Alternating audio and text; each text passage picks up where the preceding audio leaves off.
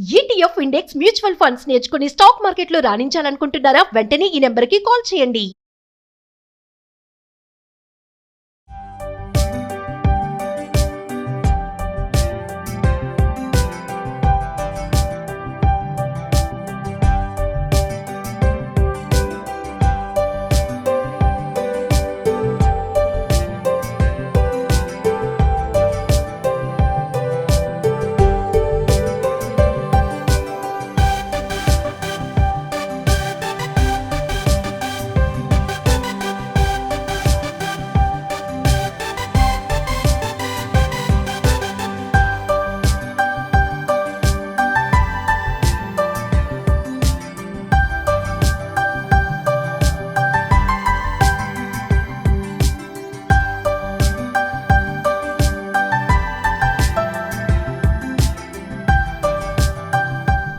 నాకు చాలా సంతోషంగా ఎందుకుందంటే మన మణిమంత్ర కుటుంబ సభ్యుల సంఖ్య చాలా పెరిగింది. ఇప్పుడు కొట్టవచ్చు. అంటే ప్రపంచవ్యాప్తంగా, దేశవ్యాప్తంగా, మన రాష్ట్ర వ్యాప్తంగా కూడా చాలా సంఖ్య పెరిగింది. అందరూ కూడా సబ్జెక్ట్ని పురిగిపుచ్చుకొని అందరూ కూడా ఉన్నత స్థాయికి వెళ్తూ వాళ్ళ యొక్క చిన్ని సంతోషాలు, పెద్ద కోరికలు అన్నీ కూడా వాళ్ళు చాలా హ్యాపీగా ఉన్నారు. నాకు విచిత్రమైన గోవా గ్రూప్ అని స్పెషల్గా క్రియేట్ చేస్తాం. అందరు కూడా ఇచ్చిన టాస్క్ని టకటక కంప్లీట్ చేస్తున్నారు. ఈ మంత్ ఎండింగ్ అయిపోయినాక తర్వాత ఉంటుంది వాళ్ళందరికీ. ఎందుకంటే చిన్న టాస్కులు కాబట్టి కంప్లీట్ చేస్తున్నారు. తర్వాత పెద్దవి ఉంటాయి. అప్పుడు ఎవరు ఉంటారో ఎవరు వెళ్ళిపోతారో అని తర్వాత తెలుస్తుంది. ఓకే, ఈరోజు మనం అందరం ఇక్కడ ఎందుకు గ్యాదర్ అయినాం? ఇక్కడ గురు పౌర్ణమి అంటే ఏంది తెలుసా లేదా? మీ గురు పౌర్ణమి అంటే తెలీదా? పరాశర మహర్షి ఎవరైతే ఉన్నారో ఆయన భార్య పేరు మత్స్యగంధి, సత్యవతి. వాళ్ళిద్దరికి ఒక నల్లని పిల్లవాడు పుట్టాడు నాలాగా. కృష్ణ అంటే ఏంది? కృష్ణ అంటే ఏంటంటే ఎల్లప్పుడూ ఆనందంగా ఉండేవాడు, నల్లనివాడు. అదెవరు? నేనే. అందుకని అతని పేరు కృష్ణద్వైపాయనుడిగా పెట్టారు. ఏం పేరు? కృష్ణద్వైపాయనుడు అని పేరు పెట్టారు. ఒక రాక్షసుడు వేదాలన్నీ తీసుకెళ్ళి సముద్రంలో దాపెడితే అవన్నీ కలగాపులగమైనాయి. అప్పుడు ఆ కలగాపులమైన వేదాలన్నింటినీ తీసుకొచ్చి ఒక వరుసలో పేర్చాడు కాబట్టి వేదవ్యాసుడు అయ్యాడు. అర్థమైందా? ఆషాఢ శుక్ల పౌర్ణమి ఈరోజు ఎప్పుడైతే ఆ వేదవ్యాసుడు జన్మించాడో అది ఆది గురువుగా భావిస్తూ అందరి గురువులకి మనం ఈరోజు పూజలు చేసుకుంటాం. దాన్ని మనం వ్యాస పూర్ణిమ అన్నాం, అలాగే గురు పౌర్ణిమ అన్నాం. అర్థమైందా? ఇప్పుడు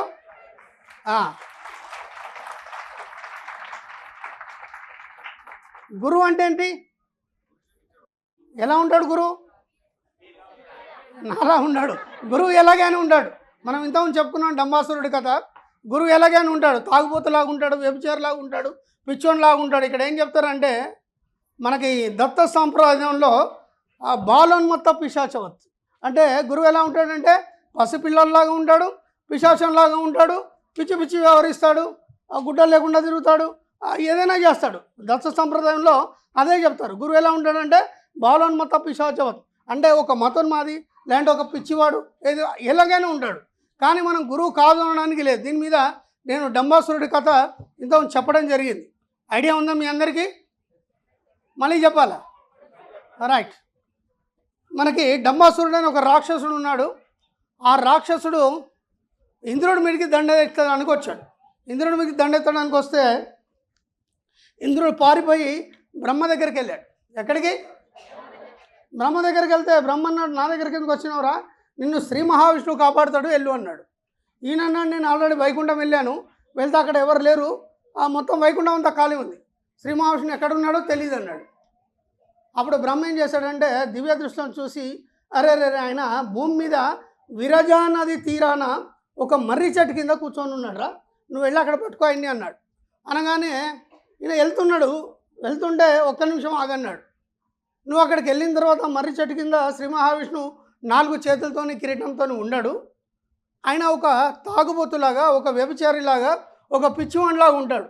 అలాగని చెప్పేసి ఈయన శ్రీ మహావిష్ణువు కాదని నువ్వు రిటర్న్ రాకు అన్నాడు. అనగానే సరే అని చెప్పేసి వెళ్ళిపోయినాడు. ఈయన వెళ్తే నిజంగా నేను అలాగే ఉన్నాడు, ఆ మర్రి చెట్టు కింద కూర్చున్నాడు. ఆ గడ్డం అంతా నెరిసిపోయింది, గుడ్డలు చినిగిపోయినాయి. అందరూ ఒక 10-15 మంది అందగత్తెలు ఉన్నారు ఆయన పక్కన. అందరూ ఆయనకి సేవలు చేస్తూ సారాపానం చేపిస్తున్నారు, అంటే సారాయి తాగిపిస్తున్నారు ఆయన. ఇది చూశాడు, ఈయన శ్రీ మహావిష్ణువు ఏంటి ఇంత భయంకరంగా ఉన్నాడు, ఈయన నన్ను ఏం కాపాడుతాడు అనుకున్నాడు. కానీ బ్రహ్మ చెప్పింది గుర్తుకొచ్చి ఏమంటే కాళ్ళ మీద పడి, అయ్యా నేను ఇలా అంటే నువ్వెవరు అన్నాడు. అంటే నేను ఇంద్రుణ్ణి. అంటే ఏంటి అన్నాడు. డంబాసురుడు నా మీదకి దండెత్తడానికి వస్తున్నాడు, కాబట్టి మీరు కాపాడాలి అనగానే ఆయన అన్నాడు, ఎవరు చెప్పారు నీకు నేను శ్రీ మహావిష్ణువు అని? నేను ఎలా ఉన్నాను అసలు, ఎవడరా నీకు చెప్పిందంటే బ్రహ్మ అన్నాడు. అంటే బ్రహ్మకి వాడికి తలకాయలు 4 పాడైపోయినాయి, వాడేదో చెప్తే నువ్వు విని ఇక్కడ దాకా వస్తావా, వెళ్ళిపో, నేనేం చేయలేను అన్నాడు. అనగానే సరే అని వెళ్ళిపోయినాడు. వీనికి కూడా డౌట్ వచ్చింది, ఇంద్రుడికి డౌట్ వచ్చి వెళ్ళిపోయినాడు. మళ్ళీ తర్వాత డంబాసురుడి అరుపులు వినిపోయగానే మళ్ళీ పరిగెత్తుకొచ్చాడు, వచ్చి మళ్ళీ కాళ్ళ మీద పడ్డాడు. అయ్యా నువ్వే కాపాడాలి, నువ్వే శ్రీ మహావిష్ణువు అని. అప్పుడు ఆయన అన్నాడు కదా, అరే కనీసం కుక్క వస్తే కొట్టడానికి నా దగ్గర కర్ర కూడా లేదు, నన్ను శ్రీ మహావిష్ణువు ఏంట్రా, నేను ఎలా ఉన్నాను, నేను తాగుబోతుని, నేను పిచ్చివాడిని, నువ్వు అలాంటిది నువ్వు ఎలా నమ్మేవు అన్నాడు. అనగానే నాకదంతా తెలీదు, ఆ సైన్యం వస్తుంది, మీరే కాపాడాలి, గట్టిగా కాళ్ళు పట్టుకున్నాడు. సైన్యం వచ్చేసి రాగానే వాళ్ళు చూశారు, చూడగానే అక్కడ ఇంద్రుడు కనిపించగానే వాళ్ళు అన్నారు కదా, అరే ఇంద్రుడు అయితే ఇక్కడే ఉన్నాడురా, దొరికిపోయినాడు ఇక. కానీ ఆ పక్కన చూస్తే వాడెవడరా పిచ్చండ్లా కూర్చున్నాడు, వాడ పక్కన ఇంత అందగత్తెలు ఉన్నారే, సురాపానం చేస్తున్నారు, మనం ఏం చేద్దామంటే ముందు అందగత్తెలు తీసుకొని వద్దాం అనగానే ఒక్కొక్కరు వెళ్ళి ఆ అమ్మాయిలందరూ లాక్కొని వస్తున్నారు. లాక్కొని వచ్చిన తర్వాత ఒక రాక్షసుడు ఏమన్నాడంటే, అందరికంటే ఇంకా చాలా అందగత్తి ఉన్నది, దగ్గరగా ఉండి సురాపానం చేస్తుంది, ఆమెను పట్టురండి అన్నాడు. ఆమె ఎవరో శ్రీలక్ష్మి, శ్రీ మహావిష్ణువు ఒక భార్య లక్ష్మి, ముందు ఆమెను పట్టురండి అన్నాడు. అనగానే వీడు వెళ్ళి దాన్ని పట్టుకొచ్చాడు. వీళ్ళు అన్నారు కదా, ఈ అందగత్తెని తీసుకెళ్ళి మన డంబాసురుడికి ఇద్దాం, రాక్షసుడికి, ఓకేనా అని చెప్పేసి ఆమెను పట్టుకెళ్తుంటే ఒకడన్నాడు, అరే ఇలా కాదు, ఆమెని నేను పైకి చంకలో ఎత్తుకుంటాను అన్నాడు. అంతలోనే ఇంద్రుడు గట్టిగా కాళ్ళు పట్టుకున్నాడు. శ్రీ మహావిష్ణువు అన్నాడు, చూసారా నా భార్యను లాక్కెళ్తేనే నేను ఏం చేయలేకపోతున్నాను, నిన్ను ఎలా కాపాడుతాను అన్నాడు ఆయన. అనగా నాకదంతా తెలియదు మహాప్రభు అని చెప్పి గట్టిగా పట్టుకున్నాడు. అప్పుడు ఇంకోటి ఏమన్నాడంటే, నువ్వు చంకలో పట్టుకున్నావా, నేను పైన ఎత్తుకుంటాను, ఆమెను చూసుకొని పైన ఎత్తుకున్నాడు. ఆ తర్వాత మళ్ళీ ఇంకోళ్ళు ఏం చేశారు, ఇలా కాదు, ఆ అమ్మగారిని నేను అందరికంటే పైన తల మీద ఎత్తుకొని నేను డంబాసురుడికి ఇచ్చేస్తానని చెప్పేసి తల మీద ఎత్తుకున్నాడు. లక్ష్మి తలకి ఎక్కితే ఏమవుతుంది, అహంకారం వస్తుంది, అర్థమైందా, ఉన్న డబ్బు అంతా పోతుంది. ఇప్పుడు ఏమైంది, ఇప్పుడు ఇంకో రాక్షసుడు నేను ఎత్తుకుంటా అని చెప్పేసి నేను తల మీద వాళ్ళే కొట్టుకొని చచ్చిపోతుంటే అప్పుడే డంబాసురుడు వచ్చాడు. వాడిని కూడా ఎవడు పట్టించుకో, అందరు కలిసి వాడిని చంపేశారు. మొత్తం సైన్యం అంతా సర్వనాశనం అయింది, వాళ్ళు కొట్టుకొని. కాబట్టి గురువు ఏం చేయడు, గురువు వచ్చి ఫైటింగ్ చేయడు, ఏం చేయాలనో అది సృష్టిస్తాడు, చూస్తూ కూర్చుంటాడు. కాబట్టి ఎస్, వచ్చే గురువుగారు మాకు ఇది అయింది, మాకు అది అయింది, ఇవే చెప్తుంటారు పొద్దుక, అవన్నీ అవుతుంటాయి. అందుకే గురువు ఏం చేశాడు, విశ్వాన్ని చూపించాడు, విశ్వం అనంతమా కాదా, కాబట్టి అది చూసుకుంటుంది. అలాగే ఒకసారి శ్రీకృష్ణుడు భక్తుడు ఉన్నాడు, నామదేవ్ అని చెప్పేసి. శ్రీకృష్ణుడు భక్తుడు నామదేవ్. ఈ నామదేవ్ రోజు శ్రీకృష్ణుడికి ఏం చేస్తాడంటే భోజనం పెడతాడు, దగ్గర కూర్చొని భోజనం పెడతాడు, ఆ అలంకారాలు చేస్తాడు, ఇవన్నీ చేస్తుంటే ఆయన అన్నాడు కదా, శ్రీకృష్ణుడు అన్నాడు, ఒరేయ్ నువ్వు ఇంతగానం చేస్తున్నావు కదా, నాకు ఓ పని చెయ్యి, నీకు ఒక గురువు కావాలా అన్నాడు. ఆయన అన్నాడు, మీకు ఏమైనా పిచ్చా, మీరే పక్కన ఉంటే రోజు నేను నైవేద్యాలు అన్నీ పెడుతున్నాను, ఇంకా నాకు గురువు ఏంటి అని అన్నాడు. లేదా గురువు యొక్క ప్రాముఖ్యత వేర్రా అంటే, నాకు అదంతా అవసరం లేదు, గురువు అధ్యయం వద్దు, మీరే నాతో ఉన్నారు కదా అని ఆయన సైలెంట్ అయిపోయినాడు. ఉదయం లేచాడు నామదేవ్, స్నానం సంధ్యం అన్నీ వార్చుకున్న తర్వాత మంచి గంధాన్ని తీసి ఒక గిన్నెలో తీసేసి గుడికి వెళ్ళి స్వామివారికి పూద్దామని చెప్పేసి దాన్ని సిద్ధం చేసుకున్నాడు. తీసుకొని అక్కడికి గుడికి వెళ్ళిన తర్వాత అన్ని పూజా సామాన్లు అవన్నీ తీసిన తర్వాత ఆ గంధం తీస్తారు కంటే దాంట్లో ఒక బొద్దింకు ఉంది. ఏముంది, బొద్దింకు ఉంది. అరే స్వామివారికి పూసే గంధంలో బొద్దింకు ఏంటని చెప్పేసి ఆ బొద్దింకని తీసి నాలుగు కొట్టాడు, ఓకేనా. నాలుగు కొట్టిన తర్వాత లోపలికి వెళ్ళాడు, గర్భగుడిలోకి వెళ్ళేసి అక్కడ స్వామివారికి అలంకరణ చేద్దామని చెప్పేసి కూర్చునేసరికంటే స్వామి లేడు, అక్కడ వెనకాల పోయి పడుకున్నాడు. ఆయన ఎక్కడున్నాడని ఎదిగితే అక్కడ లోపల కూడా ఏమైంది స్వామి అన్నాడు. అంటే ఎవడోరా నన్ను తీసి నాలుగు కొట్టాడు, నాకు నడుము దెబ్బ తగిలింది. అదేంటి ఎవడాడు కొట్టాడు, నేను వాడు పని చెప్తాను అనగానే ఎవడా కాదురా నువ్వే అన్నాడు. నేనైతే ఇప్పుడు వచ్చి వచ్చాను కదా, నీకెక్కడ కొట్టాను నేను, ఇప్పుడే కదా మనం చూసుకుంది లేవగానే. అంటే ఆయన అన్నాడు, అరే నీకు ఇంతకుముందు చెప్పాను కదా గురువు కావాలని, కాబట్టి అందుకని చెప్పేసి నేను బొద్దింక రూపంలో వచ్చానురా, నువ్వు నన్ను చూడలేదు బొద్దింకరుకొని తీసి నాలుగు కొట్టావు, నన్ను అడిగి విరిగిపోయింది అన్నాడు. అయ్యో స్వామి అని అన్ని సపర్యాలు చేశాడు. ఇప్పుడు ఏం చేయాలన్నాడు, నీ గురువు కావాలి కంపల్సరీ అన్నాడు. అనగానే సరే అని చెప్పేసి ఈయన దేశ సంచారానికి బయలుదేరాడు. బయలుదేరుతుంటే వెళ్తూ ఏమైందంటే ఒక ఊరవతలకి వెళ్ళేసి ఊరు బయట హనుమాలయాలు ఉంటాయి కదా మనకు దాదాపు. ఆ మధ్యాహ్నం ఆకలైంది అక్కడ హనుమాలయం దగ్గర కూర్చొని ఆ యొక్క భోజనం చేద్దామని చెప్పేసి మూట విప్పాడు. ఆ మూట విప్పితే ఆ మూటలో రొట్టె ఉంది, బెల్లం ఉంది. ఎమ్మటే ఒక కుక్క వచ్చింది. కుక్క వచ్చేసి ఆ రొట్టెని నోట్లో ఖర్చుకొని పరిగెత్తి ఈయన స్వామి ఆగండి, ఆ రొట్టెలో కొంచెం బెల్లం పెట్టుకొని తినండి, స్వామి ఆగండి కొంచెం బెల్లం పెట్టుకొని తినని ఆ కుక్క వెనకాల పరిగెడతానే ఉన్నాడు. పరిగెత్తి మొత్తం తిరిగి మళ్ళీ అక్కడికి వచ్చాగింది కుక్క. అది అప్పుడు మళ్ళీ ఈయన కూడా ఆయాసపడుతూ ఆ కుక్క ముందుకు నిల్చొని అయ్యా కొంచెం బెల్లం పెట్టుకొని తినండి టేస్టీగా ఉంటుందన్నాడు. ఆ కుక్క నోట్లో రొట్టె పెట్టుకొని అలాగే ఉంది కదా, అలా చూస్తూ నవ్వుతూ స్వామిగా తయారైపోయింది. అప్పుడు అన్నాడు స్వామి, అప్పుడు ఆ బొద్దింక రూపంలో వచ్చినప్పుడు నువ్వు గుర్తుపట్టలేదు కదరా, ఇప్పుడు నేను కుక్క రూపంలో వస్తే గుర్తుపట్టవలేదు. అంటే ఎప్పుడైతే నువ్వు ఋతంబర మనం చెప్పుకున్నాం కదా, అన్నిటి పట్ల ఇరక కలిగి ఉంటావో నువ్వే సర్వంతర్యామిగా తయారవుతావు. రుకారో అంధకారస్య రుకారో అన్నివర్ధన అని చెప్పేసి, అంటే చీకటి నుంచి వెలుతురు వైపు నడిపించేవాడు గురువు. అర్థమైందా? ఇప్పటివరకు మనం ఏ చీకట్లో ఉన్నాం? ఆర్థిక ఇబ్బందులు, పేదరికము, అప్పులనే చీకట్లో ఉన్నాం. దాని నుంచి మనం ఏం చేసాం? వెలుతురు వైపు నడిచాం. ఎవరు నడిపించారు? ఏ గురువు? నేను కాదు, యూనివర్స్ నుంచి వేదాలు వచ్చినాయి. ఆ వేదమే గురువు. ఆ వేదాలు ఉపనిషత్తుల రూపంలో, అంటే ఆ వేదాలను విభజించినప్పుడు వేదాలు కూడా మనకు అర్థం కానప్పుడు మనం ఏం చేయాలంటే ఉపనిషత్తుల్ని చదవాలి. ఓకేనా? ఉపనిషత్తులు కూడా మనకు అర్థం కాలేదు, పురాణాలని చదవాలి. పురాణాలు కూడా మనకు అర్థం కాలేదు, ఇతిహాసాలని చదవాలి. ఇతిహాసం అంటే ఇది ఇలాగే చెప్పబడింది. రామాయణం ఉంది, ఇతిహాసం. అర్థమైందా? మహాభారతం ఉంది, పురాణం. అర్థమైందా? రామాయణం ఇది ఇలాగే చెప్పబడింది, అంటే అలా జరిగింది కాబట్టి అలాగే చెప్పబడింది.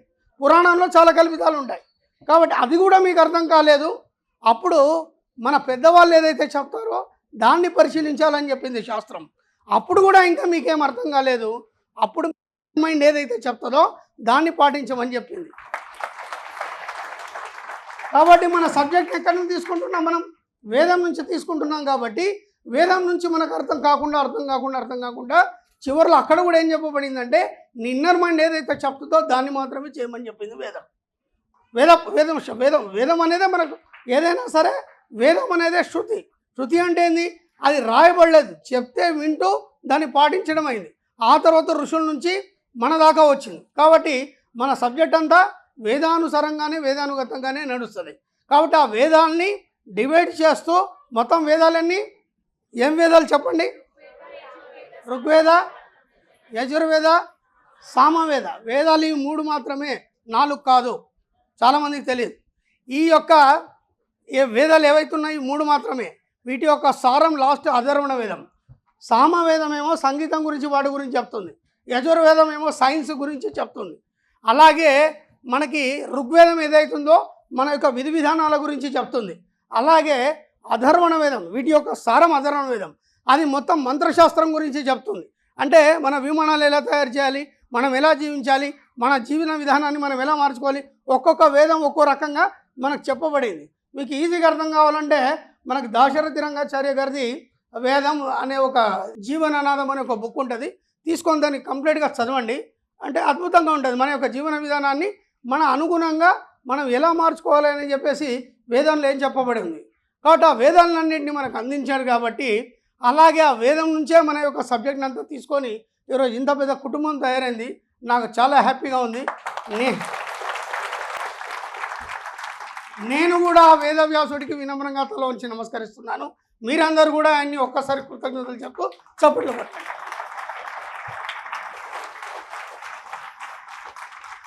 ఈరోజు గురు పౌర్ణిమ లేదు, మళ్ళీ నాకు క్లాస్ లాగానే ఉంది. అంటే ఏమైపోయిందంటే గెస్ట్ చేసింది ఒకటి, జరిగింది ఇంకోటి, దాంతో ఉన్న పనులకి ఇక్కడనే మార్చాం. కాబట్టి సేమ్ స్టేజ్, సేమ్ జనాలు 4 పక్కల. కాబట్టి నేను చెప్తున్నాను కదా, చాలా పెరిగింది. నిన్న రాత్రి 11:30కి నేను సుమన్ టీవీలో షూట్ చేసి వచ్చాను. ఆ విచిత్రం ఏంటంటే నా లైఫ్ మొత్తం దాంట్లో ఇచ్చారు. దాదాపు గంటన్నర వీడియో. అది ఎంత? మన వీడియో వచ్చి 10 నిమిషాలే. అది సీఈఓస్ బుక్ అని చెప్పేసి ఒక స్పెషల్ ప్రోగ్రామ్ తయారు చేశారు. రాత్రి 11:30 వరకు దాదాపు గంటన్నర వీడియో. మీరు అందరూ అనుకుంటారు కదా అనంతకృష్ణ స్వామికి ఏంది అంత బాగానే ఉన్నాడని. దాంట్లో కొద్దిగా మన సాడి కూడా చెప్పాల్సి వచ్చింది. అంటే మనం ఎక్కడెక్కడ లాస్ అయినాం, దాన్ని ఎలా అధిగమించాం. వేరే ఇంటర్వ్యూలాగా అయ్యో అని చెప్పేసి మొత్తం ఏడ్ చేసి తూట్ చేసి అట్లాంటిది ఏం లేదు. కాకపోతే నా జీవితానికి కొద్దిగా ఆ సబ్జెక్ట్ కంపల్సరీ అక్కడ చెప్పాలి కాబట్టి కొన్ని చెప్పాల్సి వచ్చింది. ఈరోజు రిలీజ్ అవుతుంది వదరా అరవింద్, ఈరోజు రిలీజ్ అవుతుందా? కంపల్సరీ. మరి వాళ్ళందరూ కాకపోతే మీ పని ఉంటుంది. దాంట్లో అమ్మ కూడా మేము ఎలా బాధలు పడ్డాము ఏంటనేది కూడా అమ్మగారు కూడా వచ్చి అమ్మగారు కూడా షూటింగ్ చేసుకున్నారు. చిన్న చిన్న బైట్స్. ఆ ఎక్సలెంట్ వీడియో ఒకసారి చూడండి. చూస్తే మీకు ఏమవుతుందంటే డబ్బులు వస్తాయని నేను చెప్పను కానీ ధైర్యం మాత్రం వస్తుంది. గోల్డ్ మెంబర్షిప్ కార్డ్స్ ఏవైతే ఉన్నాయో గోల్డ్ మెంబర్షిప్ కార్డ్స్ తీసుకున్న వాళ్ళందరికీ కూడా మనం ఒక స్పెషల్ ప్రోగ్రామ్ చేయబోతున్నాం. ఓకే, గోవాకి వచ్చిన వాళ్ళు ఎంతమంది ఉన్నారు ఇక్కడ? బాగానే వచ్చారు గోవా వాళ్ళు. ఊరికే చేతులు లేపుతున్నారా? చెప్పిన అన్ని టాస్కులు అన్నీ కంప్లీట్ చేస్తున్నారా? ఇప్పుడు ఇంకా 4 రోజులు ఉంది. ఇవాళ 8వ తారీఖు 21. ఇంకా 9 రోజులు ఉంది. గోల్డ్ కొనాలి. కొనకపోతే గ్రూప్లోంచి బయటికి వెళ్ళిపోతారు. అర్థమవుతుందా లేదా? దాంతోపాటు మళ్ళీ నెక్స్ట్ అంటే నేను జస్ట్ మీకు అలవాటు కావడానికి ఇక్కడ దాకా తీసుకొచ్చాను. ఫస్ట్ నుంచి టాస్కులు అనేటివి చాలా హార్డ్గా ఉంటాయి. అర్థమవుతుందా లేదా? నేను 10:30 మెడిటేషన్ ఎంతమంది చేశారు? పక్కా చేశారా? పక్కా. నేను ఎంతమందికి కనిపించాను? ఎవరికి కనిపించలే? దరిద్రమైంది. కనిపిస్తాం మళ్ళీ పట్టుకొని కూర్చుంటారు. ఎక్సలెంట్ మ్యూజిక్ అండి. దాంతో ఏమవుతుందంటే మనం అప్పుడు అక్కడ పైనల్ గ్లాండ్ యాక్టివేట్ చేసినప్పుడు ఓ మ్యూజిక్తో బాడీ అంతా క్లెన్సింగ్ అయింది. ప్రతి నెల 15 రోజులకు ఒకసారి నేను ఒక చక్కని మ్యూజిక్ ఇస్తాను. ఓ త్యాగరాజ కీర్తన కావచ్చు, లేకపోతే ఫ్లూట్ కావచ్చు, అంటే హరిప్రసాద్ చౌరసియా బాన్సరీ కావచ్చు, ఇట్లాంటి ఏమైనా మంచి మంచి లేదా ఫారిన్ కంట్రీస్ కూడా నేను మంచి మ్యూజిక్ ఇస్తాను. దాని సందర్భంగా మళ్ళీ గోవా గ్రూప్ అందరికి కూడా నేను ఎవ్రీ మంత్ ఒక 10 నిమిషాలు మీటింగ్ పెడతాను. ఖచ్చితంగా పాటించాలి. మా గోవా గ్రూప్ వాళ్ళు ఒకసారి చేతులు ఎత్తండి అందరూ. వీళ్ళందరూ 6 నెలల్లో ఖచ్చితంగా కోటీశ్వరులు అవుతున్నారు. ప్రోగ్రామ్ అంతా డిజైన్ అలా తయారు చేయబడింది. కేవలం గోవా క్లాసే కాదు, గోవా క్లాస్ తర్వాత 6 నెలలు వీళ్ళందరినీ పట్టి ఉంచి ఖచ్చితంగా వీళ్ళందరినీ కోటీశ్వరులు చేసి వీళ్ళందరినీ ప్రపంచానికి పరిచయం చేసి నేను గిన్నీస్ బుక్ వరల్డ్ రికార్డు తీసుకోబోతున్నాను. ఆల్రెడీ గిన్నీస్ బుక్ అవార్డు నా పక్కనే ఉంది. నేనే దాన్ని లోపల పెట్టాను. ఎందుకంటే కనీసం ఒక వీడియోలు కావాలి, మనం ఒక రికార్డు సాధించాలి, అప్పుడు చూపిద్దామని. ఎందుకంటే ఎప్పుడో వచ్చారు వాళ్ళు, సార్ మీకు గిన్నీస్ వరల్డ్ రికార్డు ఇస్తామని చెప్పాను. నేనే ఆపాను, ఆగండి ఆగండి అని ఆపాను. అంతకంటే మించి ఇంకా చాలా అవార్డ్స్ ఉన్నాయి. నాకైతే పద్మభూషణ్కి వెళ్ళాలని బాగా కోరిక. ఓకే ఫ్రెండ్స్, ఈ సందర్భంగా గురు పౌర్ణమి సందర్భంగా మీ అందరికి కూడా మరీ శుభాకాంక్షలు.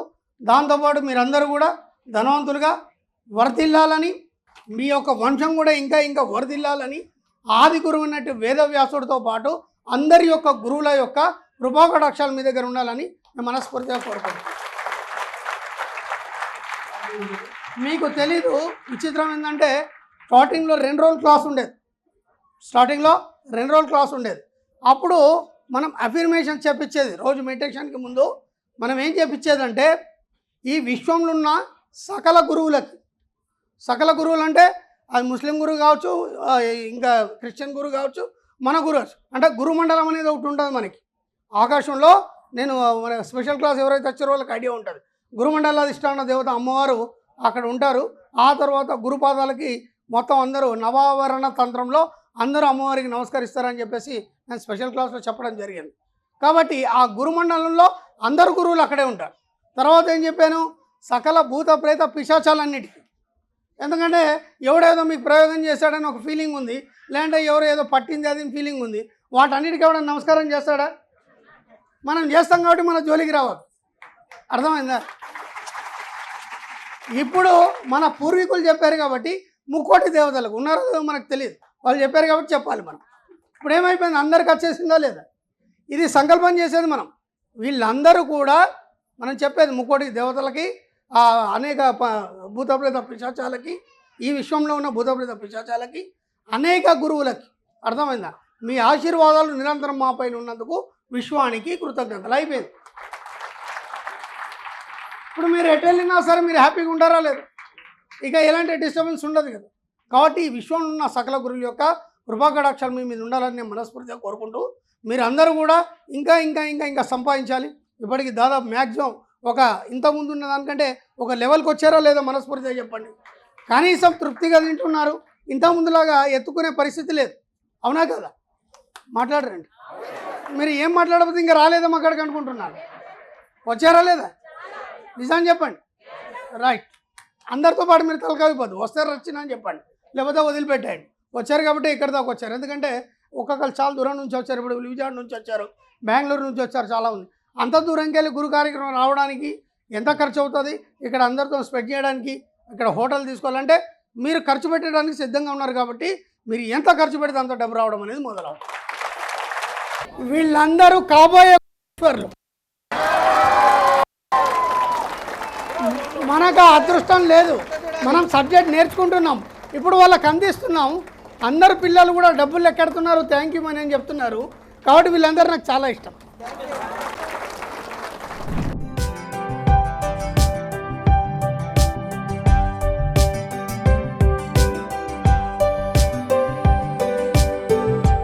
అవతారం సంసారసారేంద్రహారం సదా వసంతం హృదయారవిందే భవం భవానీ సహితం నమామి, భవం భవానీ సహితం నమామి. గురు బ్రహ్మ గురు విష్ణు గురు దేవో మహేశ్వర గురు సాక్షాత్ పరబ్రహ్మ తస్మై శ్రీ గురవే నమః. అజ్ఞానతిమిరాంధస్య జ్ఞానాంజనశలాకయా చక్షుర్మిలితం येन తస్మై శ్రీ గురవే నమః. సర్వం శ్రీ విశ్వా. Thank you universe, thank you. Suman టీవీలో మీ పర్సనల్ అండ్ బిజినెస్ ప్రమోషన్స్ కోసం కింది నెంబర్కి కాంటాక్ట్ చేయండి.